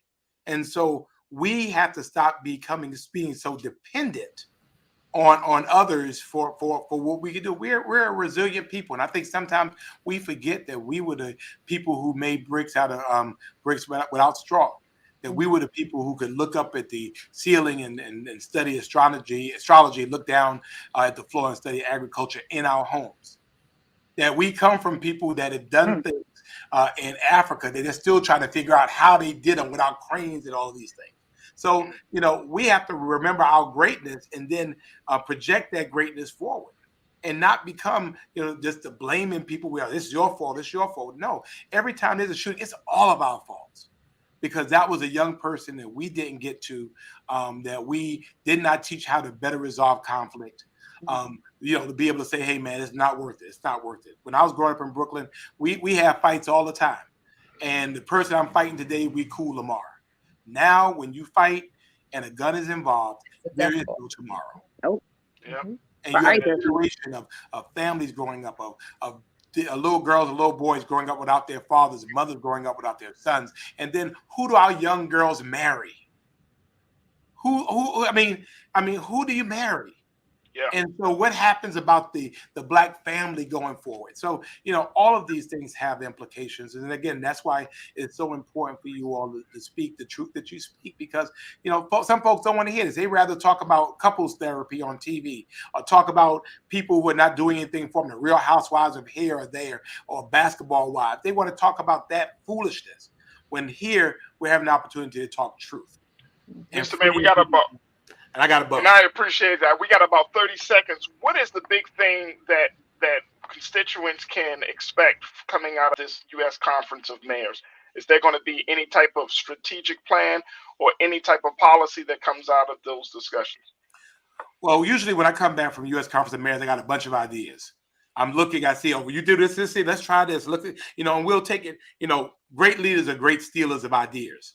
And so we get those ideas, we come back and we retrofit them for our city. So it might have worked in Houston one way, or it might have worked in Dallas one way, it might have worked in New York another way. But we'll take that and we'll retrofit that to get to Savannah. And so you have really a better informed mayor. You have a mayor who's added his voice or her voice to the greater voice. We're all speaking in one language. And so Savannah is a better place because we're engaged nationally. We're on the national stage. There it is. Mayor Van Johnson spending some extra time with us today, checking in out of Savannah, Georgia, but he's giving us an update. Visit us. Savannah is the first city in Georgia, quick commercial, first city in Georgia, Georgia's first capital, a majority minority city, the oldest African-American congregation, First African Baptist Church right here in Savannah, Georgia. We're the home of a bunch of stuff. We're River Support City, a River City, Military City, College City. Come check out Savannah right down I-95, about 12 hours, 13 hours from New York, 4 hours southeast of Atlanta, 2 hours north of Jacksonville, hour and a half south of Charleston. Savannah is where it's at. That's what I'm talking about. A man that knows the roadways. That's what I'm talking about. Mayor Van Johnson, thank you so much, sir, for being with us today. We'd love to have you back on anytime you want to give any updates about Savannah or any of the great work that you're doing. But we appreciate your time today, Mr. Mayor. Thank you, sir. Thank you, and y'all be strong and stay in the struggle. Thank you. It was nice meeting you. Thank you. All right, folks, we got to take a quick pause. When we come back, we're going to check in with the ladies, talk about Hoochie Daddy's short season and what that really means. Stay with us. It's The Culture on the Black Star Network.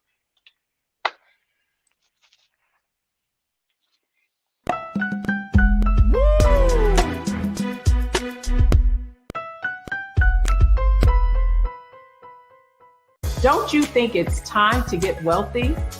I'm Deborah Owens, America's Wealth Coach, and my new show on the Black Star Network focuses on the things your financial advisor or bank isn't telling you. So watch Get Wealthy on the Black Star Network.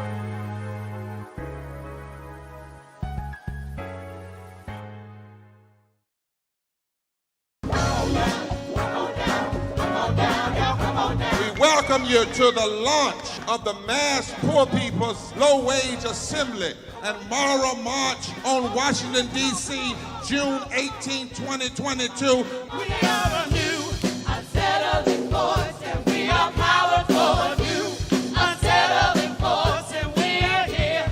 We're rising up to demonstrate the compelling power that we, poor and low-income people, have to reconstruct society from the bottom up.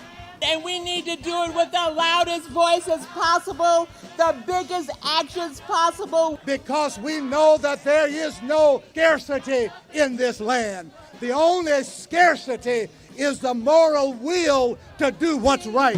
Hold on, just a little while longer. We are those with sub-minimum wage jobs who can't afford sky-high rent. People with disabilities are the fastest growing minority group. It's crazy to me that in 2021, it's still legal for workplaces to pay a sub-minimum wage to people with disabilities. There are still so much trial and tribulations that we go through as Indigenous people. We can't get a decent wage to sustain ourselves, nor can we get adequate housing. Veterans across this nation say enough is enough. We can't pat essential workers on the back on one day and then cut their health care the next day. Health is a political choice. What more do I need to do to prove that my voice is just as valuable as anyone else's? There are still forces in denial that would try to slow walk our transition to a clean economy and a just future for us all. We have an immoral system run by immoral people.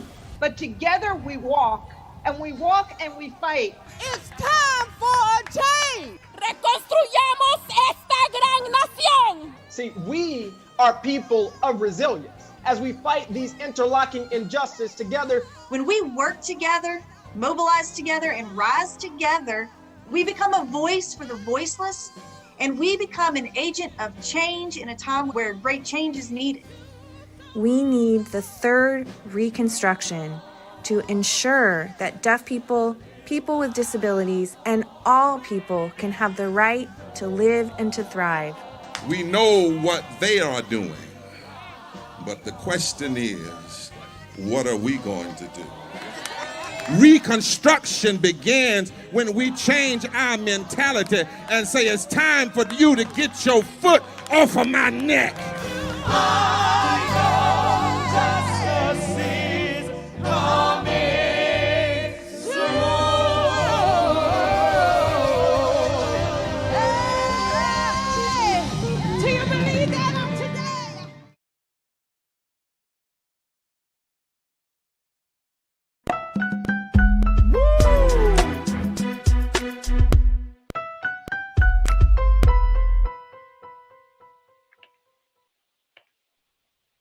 All right, folks, welcome back to the culture right here on Black Star Network. It is now time for us to check back in with our culture crew. A little bit about some of the topics right now that are happening that folks are talking about. All right, so officially, summer hasn't officially started yet. It doesn't start until June 21st. But now, and I'm so happy I got two women on the panel today to talk to us about this. Y'all think I'm joking. Karen, I saw you. Farajii can't wait to talk about Hoochie Daddy Short. I can't wait. Just that I know where my people are with the culture. So I wanted to talk a little bit about this. Ariel, can we have those pics? Let's show, look. You always select this as an example, yeah? I know. That could have been a third example. I have no idea what Why that did is. you look like that? That's No. not it. That's not what we think. That's not giving what Hoochie Daddy Shorts is supposed to be giving. All right, That's let's not it. go to the other one. Let's go to No.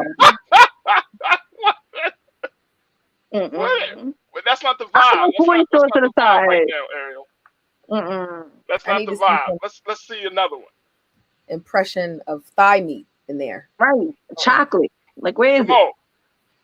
Okay, she's going to give us more. All right, so first thing, let me start this off with Nero. What is this? What is this fascination I'm hearing from women about seeing men and objectifying men? The way the women have been objectified traditionally. And Shaquette got this big ass grin on her face. Oh, I've been waiting. I've been waiting. But what is Hoochie Daddy Shortsy? What is this phenomenon right now that's just catching fire across? So, in actuality, the style kind of kicked off 2 summers ago, because the first year of quarantine, 2020, I bought you a pair of what is now classified as Hoochie Daddy shorts off of Boohoo Man. They're basically shorts to give you guys a lot more agility to move. I'm just playing. But no, they're short shorts, because y'all shorts were kind of giving capris for a while. You know, then they kind of came to the knees. Now they have it's a nice length, nice amount of thigh that we get to see. Now that picture is not any. That was not a good example of the Hoochie Daddy shorts. That was just gay man shorts. No offense. They were cute though, but Hoochie, they're nice and loose. They got different styles. It's just all about the cut, really, about where the shorts fall on a man's thighs. Okay, that's all it is. And yes, I am all for objectifying men, because we've been objectified for a long time. Sundress season. We've taken a lot of L's. Back when the leggings were popping. All types of stuff. Now y'all talking about we sticking our stomach in with the leggings, and I'm just like, you know what? It's time to objectify y'all. So Sequoia, I know you are. You know what? I'm not going to ask Nero this question because I know where it could possibly go. Sequoia, Sequoia, is this something that you look forward to? No, it's not something I necessarily look forward to, but I will say I give a double look when the physique matches the style. So hopefully we can get, an appropriate picture, but all it is really, before they were entitled Hoochie Daddy shorts, I associated them with men who worked out, men who were fit, men who would run, right? Oftentimes you consider them running shorts. They're fairly short, halfway, if not just a little bit up, a little bit higher than halfway above the thigh. I thought it was very funny when it became a social media conversation because, yes, it is women objectifying men. Just like gray sweatpants, just like Nira said. Alternatively, with women, sundress season, jeggings, leggings, or a cutout. There's always a sense. All the under boob thing, Shaquay. That's what the guys like now. That's a thing. When we showed a little teeny under boob, that's the new thing. There's a thing. But so what I love. I got mine. Not trying to politicize Hoochie Daddy Short, but what I love and appreciate about Hoochie Daddy Short seasons and the debate about it is that it was based on masculinity. And I love seeing conversations ruminate about what masculinity is and what it isn't, especially as we traverse this very fluid, transient, LGBTQIA friendly, and happy Pride Month to all those who are watching and associated. Yes, happy Pride Month. And okay, shout out. That's much better. That's much better. See the cut? You see the cut? This is what we talk about. But so what I love about this is that there was fodder from gay men, directed towards straight men, as to say, well, we were essentially tagged and ragged about wearing these shorts, and now all of a sudden it's a fad, it's a trend. So give us fair due. There was some like reparation talk. It was hilarious, but it really is a matter of what you like, what you prefer. But really, they're physical based shorts. I see men in the park with these all the time. The ones I bought for Farajii are like that material, that's like that running material, got a little elastic around the waist, but they look so cute on them. I was like, boy, look at your thighs. Look at you, Farajii. Oh, so you representing for the Hoochie Daddies, Farajii. Girl, I get the whole Hoochie Daddy outfit, girl. It's a man and everything. I love to hear it. I love to hear it. Now, Farajii, I know you didn't think. I wanted Farajii to post a picture in his Hoochie Daddy shorts, but he was being extra. Nara, you don't have one. Extra. I'm that too sexy for certain things to be shown in public. And then he'll try to come Captain Morgan me.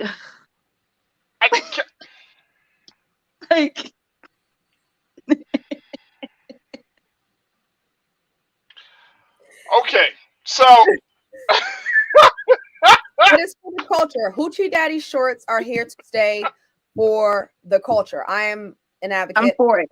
A fan. That's my hope. That's my hope. Now, I saw those old basketball shorts, like Magic Johnson style. The Lakers winning time shorts. Yeah, I want y'all to know that that's a little too hoochie for my hoochie. Okay. That's a little too hoochie for me. All right. Spread. All right. Yeah. Oh my gosh. Let me go. You know what? I can't even go to no comments on like our social media because everybody's posting laughing emojis. Nobody's posting words. So the other let me see something. Mocha, not the Captain Morgan. Hey, Captain. Hey, yo, don't call me Captain Morgan, yo. Farajii, you coined yourself that term. Oh my God, yo. Don't let Farajii listen. Let me tell y'all, don't let Farajii fool y'all. Don't let him fool y'all. All fair. Now, can we get into the other side of the debate? Besides gay men, there was women who, of course, like Nara and I are like, Hoochie Daddy shorts, see me? Oh, hello. Yeah. But there were also women who were taunting the idea that men are not masculine enough. And there's too many trends, such as this one, that is cascading away the traditional image and virtue of masculinity and how men dress. What do you think of that, Farajii? Shaquaya, I've actually seen men doing it too, though. I saw like a little video that went viral where this guy was like, "Stop calling the shorts Hoochie Daddy shorts. We are grown men." I'm sure Dr. Umar Johnson is somewhere talking about Hoochie Daddy shorts right now. Like, no, we have to stop this, brothers. It's fun. I think it's all in fun. I think because we take masculinity so serious all the time. All right, that was going to be my next question, though. That was going to be my next question. Like, there is a larger conversation about men and masculinity. What's acceptable? What defines masculinity? And it's so funny because, like I said, back in the day, basketball players, they got okay. Hey, you know what? I can't even have a real conversation with y'all, man. Because every time Ariel pulls up a picture, I'm trying to look you ever seen a woman's face when she sees something she really like? Women don't get happy when they see something they like. They give you that mug like. It's all right with like, me. okay, that's all right with me. That's pretty impressive. Yeah. That's the impressive face. Like, but I don't want to. I like the fact that men are like, I like men that don't take themselves too serious. Like, I can't stand that I don't wear flip flops, dude, or I don't wear slides type of dude. I don't show my feet. It's like, boy, so you tell me your feet don't get hot in the summertime? Like, I don't like it. I like a man who's comfortable. Like, listen, I've got my thighs out today, ladies. Look, it's hot. You got your thighs out. I got my thighs out. We out here together. Yeah, we out here. Let me tell you something. And look, and Nira and Shaquaya, what about, I think we were watching a TikTok or something, and the sister said, if you got your thighs out, make sure they moisturize. So this is the point I had to make. Like, if you're going to do it right, right? I personally don't want to see a man that is not physically fit in Hoochie Daddy shorts. I personally don't want to see a man who does not moisturize or who does not take care of his overall aesthetic appearance in Hoochie Daddy shorts or in anything that is showing the part of you that does not need to be seen. There has to be. If your kneecaps looking like Mr. Brown. Along with the trends, is all I'm saying. If those kneecaps are giving Mr. Brown, we gonna need you to go get some little Palmer's cocoa butter. The fit kind. I'm not talking about the lotion though. I'm talking about the kind of come in a jar. The kind that's hard. All right, can we get to some comments? All right, Ariel. Let's pull up some of our comments because apparently a lot of folks are just talking about this situation. Let's go to Davey Floater. My daddy is a basketball fan. I'm used to seeing black men in short shorts. LOL. And that's the only reason I would go to the game.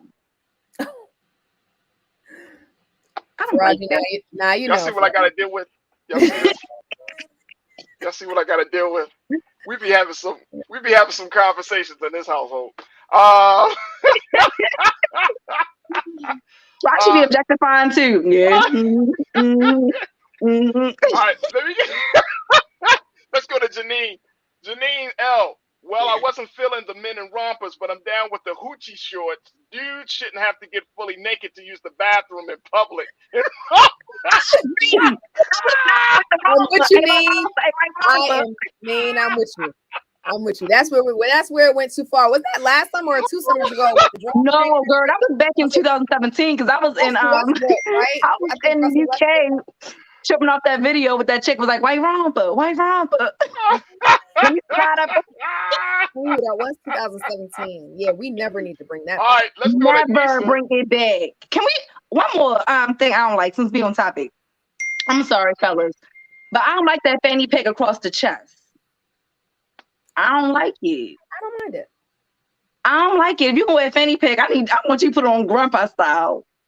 Hey, look, let me tell you about fanny packs. Wait a minute, hold on. I need it. Wait a minute, time out. Especially like Gucci or Louis.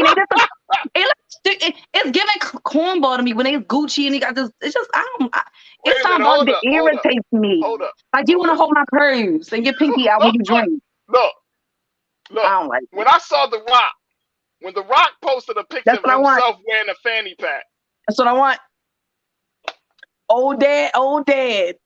Yeah. Dwayne Johnson, and he wore that back in his 20s. Yeah, he had the black leather one. I got one. That's what I want to see. Oh With man! your All right, with your hoochie daddy shorts. all With right. your Hold hoochie on. Let's go to Nisa's comment. Nisa, 1971. Nisa, was always good to hear from you, sis. Masculinity is a man who's comfortable in his own skin, and if your partner likes it, there's no problem. Is that Farajii? I am comfortable in my own skin. As you Yeah, should be. yeah. I will say this, Farajii, before we got together, you really weren't rocking the flip-flops. I've changed you. No, that's not true, yo. Boy, please. And sometimes you had them boat shoes on.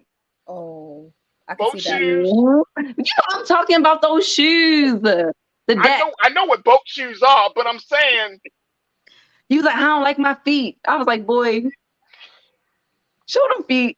But that's the thing. You know, when women encourage men to live in their pure essence, I think there's another I even do his feet, girl. I will give him a whole pedicure. Like, I got you. settle into it. Gotta let them feel comfortable. next comment. Let's go back to the next comment. Karen, Farajii, now you know what it has felt like for women to see these types of images on TV of women constantly. No, I haven't felt. I don't know what you're talking about, Karen. I don't know what you're talking about, sis. You don't like being objectified, Farajii? You know what? Objectify me. See me as a symbol. You want to be Tell sexy me what so I bad. represent. You want to be sexy so bad. I asked the wrong person that question. Never mind. Never mind. Oh man. Forensic accountant. Hey, forensic. Let's see what you got to say. A man who doesn't like showing his feet is doing you a. That is often. Let me tell you something. Hold on, though. Shaquan Nero, let me tell you something. Now, there was a term back in the day. This was years ago. Y'all remember the term metrosexual, right? It was more conversation about a man being metrosexual. And I'm a true advocate that a man needs to take care of his toes, his fingernails. Like, brothers, get some skincare cream. A regiment. Right? Like, Nira got me this whole pack for my beard, for my locks. And can we just say, for the record, women spend a lot of money on products and just self-care. We have all these expectations. Now we got to get the lashes done. Now we can't shave. We have to go get the European wax. Like, we got to get our hair done, our nails done. We got to be in the gym after having the babies and working and cook them. Like, and you can't even get your feet done or keep your nails clean. Let me tell you, what? Or look, shape one up. of my uncles, look, in the nation, one of the brothers told me, one of my uncles, he said, brother, if you don't keep your nails clean, if you don't keep yourself manicured, if you don't take care of yourself in your presentation, no woman's going to want that. Yeah, because and I think a lot of men, we have this idea that if a man is rough, his hands are rough, his knuckles all ashy and stuff, like that's appealing, like that's a sign of him being a real man. On my please, we don't want that. We like want on my absolutely not. Clean. It has to be on point.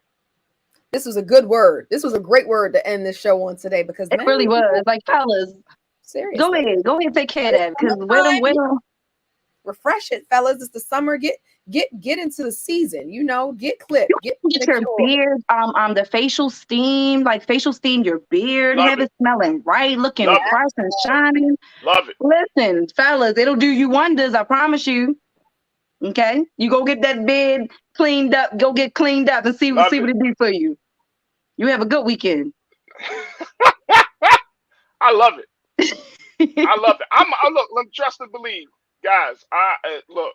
Get yourself right. Get your nails done. Like, and I'm talking about, you ain't got to get them, colored or anything, but just get them clipped professionally. Get the pedicure. Love it.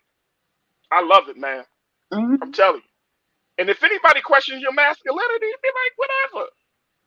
That don't matter. You question it? I'm very secure about my manhood, so it's like, Please, I do this for me. You just walk off with that lady. That's all you do. Take that lady. Come on, sis. Because when I told you, when I met Leon that one time, you know, the Hey, actor. yo, Hold Sequoia, up. Let me tell you, Sequoia. Let me tell you real Look, quick, I gotta girl. tell you the story, y'all. I gotta tell We y'all the story before we backstage. wrap this We up. had just seen some play to Wait a Leon. minute, I'm gonna tell it. Hold on. All right, go ahead. Look, so look, check it out. So I interviewed Leon from the 5 Heartbeats, like Leon, Right, the guy right. that just has one name, Leon. That's all we know him by. Leon.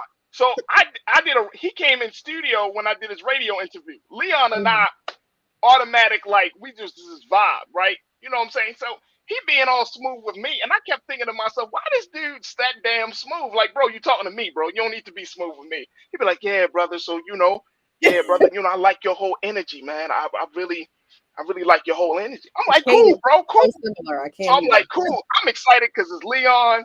Keep me and him vibing. So then I'd come home and I told Nira, I said, Nira, guess what? I interviewed Leon today. She was like, oh, cool. He invited us to come to see him in his play in Baltimore. So I'm like, great. So we went out that night, little date night. But Leon said, look, before you go to the show, stop by and holler at me because I'm going to be, meeting fans. So when we get there to the place, packed, women everywhere, right? Of course. Because it was Leon and I think a couple other, brothers that women love. So I'm like, cool. So I see this long line of women and I'm like, damn, we got to stand in line. So anytime I go with Nira someplace, she always like, I ain't doing that. I ain't standing in line. That's why that's my So girl. I was like, let me see if I can just get his attention. So I go up there and I get his attention. I say, hey, Leon, what's going on, brother? He was like, hey, Farajii, what's going on? Then he looked right at Nira. How you doing? Ooh. I said,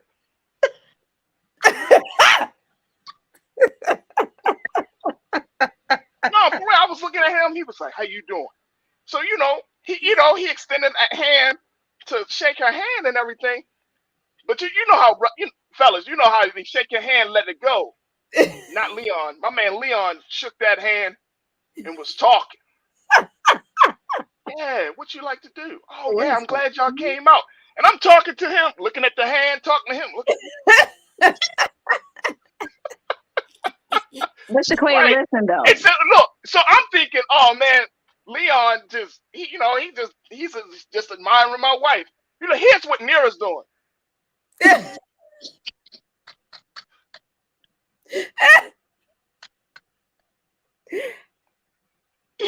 Shweta. I was like, let me just say, hold up. That man had the softest hands. Softest hands in the world. Held in my life. Farajii can't debate it. Farajii you can't even rebuke it. No, I can't even lie. The man's hands were soft. Listen, and it's nothing like it. It is nothing. The shit felt like butter. Like it was like butter. His hands like on butter. Toast, baby. Just like toast. It's just they your weren't. hands. Look, they weren't clammy. They weren't even clammy or nothing. Just melting. Just. And he was I was like, damn, man. Every woman deserves a memorable experience where a man touches them and they have a record, like a whole new, repositioning of what a man is supposed to feel like, look like, and that's what we want. Come on, man. Look, man. Girl, he had me questioning my hands. Like, hold up. Sequoia. He had me questioning my hands. Clearly, Farajii. I hope you softened them up since, because my man was, Look, girl, held my hand the whole time he was talking to Farajii though. That was what was funny though. Holding a whole hand. Go ahead and enjoy the show, brother. I will, Leon. Thank you, sir. Can I have my wife back? Right. Can my wife have her arm and hand back, and her eyes and her heart? That was Chris Brown. Hey, look. Look, but you know what? I figured something out very quickly as we wrap up the show. I figured something out that when I met the brother from Jason's Lyric, what's the brother's name? The main character. Oh, that plays on the Alan Payne. I met him years ago at a Fridays. Guess what? Smooth as butter. They are. He's smooth. Hey, Look, I'm the only one that approach him. He's in a Fridays in Baltimore, folks. Yo. I'm the only person. The Fridays is packed. This is because it's Fridays, right? So That's the younger generation that goes to Fridays, though, babe. So I'm pretty sure they don't know wait a that. minute, hold on. But the place was packed. Everybody was just talking. I'm the guy that be like, if I see a celebrity, I'm the guy to approach the celebrity. That's the guy. That's me. Like, hey, how you doing, brother? Good to see you. He looked at me. He was like, hey, brother. And I was like, damn, your hands are soft, bro. Like,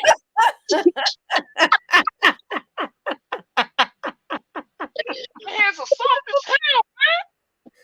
I mean, it was a firm, soft grip. I don't know how you can do that. How you have a firm, soft handshake? I don't know. I don't know. I got you. I'm gonna get you some hand cream. Don't worry, I got you. I don't know. I got you. Don't even worry about it. I got all you. All them brothers, man. All them brothers. Hey, and look, matter of fact, last story, y'all, because we got stories about Nira. Can we agree that soft we hands? We went to an event for Radio One with Kathy Hughes. Huh? So I was there at this event. Oh. Joe came in. Y'all know the singer. Nah, nah, nah. That's my Mr. boy. Joe, more and more. You know him, right? Mm-hmm. Joe came in. Now, me and Nira, we came up in there. We killing the game. We got our joints on. So I go up. She was like, oh, it's Joe. I love Joe. I was like, all right, you want to get a picture with him? I go up to Joe. She always sends me out. I'm the front man. So I'm the wing guy. So she always sends me out. And I go to Joe. I said, Joe, excuse me, brother, do you have time for a picture? He looked at me. He was like, no, I ain't doing pictures right now. I just had to drop this song, perform this one song, and I'm out. I said, Joe, it's not for me. It's for my wife. He looked past me. Yeah, I can do a picture. Come on. Farajii, I'm gonna post it on my social media just for you, I appreciate that men are taking. That was the only picture he took that night. It was the only picture he took. Come on, Farajii. If you don't do it, then who's gonna do it? And look, she looked at Joe, and she was in the car like, Joe, boy, he fine as hell. He sure is, and that man don't age. I just stirred away real quick. Girl, it was a little pepper in that beard for me. It was a pepper beard for me. He don't age, but this age looks good. Looks good where it comes to. Man, oh man. Let me stop playing, y'all. Let me stop playing. All right, y'all. This is it. This is a good one. Let me stop playing. There ain't no facts. Ariel talking about facts. Joe get the pepper beard going. Yeah. Can salt and pepper me any day. No, we're not having that. All right. Nira, thank you for being so good for the culture. Happy Friday. Always happy Friday. Oh, appreciate y'all. All right, folks. Man. Wow. Let me tell y'all something, folks. That's how life be sometimes. Anyway, look, I appreciate each and every one of y'all, man. Just a little something. But these are real stories, actually. I got a lot of stories. Get out with their craziness. But these are real stories. But I appreciate each and every one of y'all for tuning in. Thank y'all for spending the extra time with me this Friday evening and just enjoying the show. Thank y'all so much for the great comments and the high level of engagements we've been getting. Folks, this is exactly what we do here at Black Star Network. This is how we roll on the culture. Make sure y'all support us. Hit us up on our website at blackstarnetwork.com. Support Black Star Network. Support Black-owned media like never before. If you enjoyed the conversations, if you enjoy what we bring to you each and every day here on this platform, we need your support financially. If you can't give financially, you can certainly give in sharing the link, letting people know, signing up for the app, downloading the app on all of your devices, your television, your smartphone, any tablet, any device you may have, and that will help to create the platform, the base of the foundation of this platform that we call Black-owned media, where it's unfiltered, unadulterated, and unapologetically Black. So I appreciate each and every one of you for your constant support. Dr. Greg Carr dropped his new episode of The Black Table today. Make sure y'all check that out. Also, watch Dr. Greg blistering response to President Biden's message about guns and mass shootings. Woo! Woo! You know, Dr. Carr always, he brings that fire. So So there's so many great things happening on the website. You can catch up on all your past shows of the culture, the Black's Table, Get Wealthy, and Living a Balanced Life with Dr. Jackie Reed. Dr. Jackie Hood Martin, excuse me, and so much more can all be found at blackstarnetwork.com. All right, folks, that's going to do it for me. I appreciate each and every one of you. Stay tuned. Up next at 6 p.m. Eastern Standard Time, Roland Martin Unfiltered. As always, never be afraid to challenge what's wrong. Stand for what's right while being yourself in the process. God willing, we will have another great conversation starting on Monday of next week right here on The Culture. And we look forward to chatting with you again. Thank you so much for tuning in. We'll talk to you soon. Peace.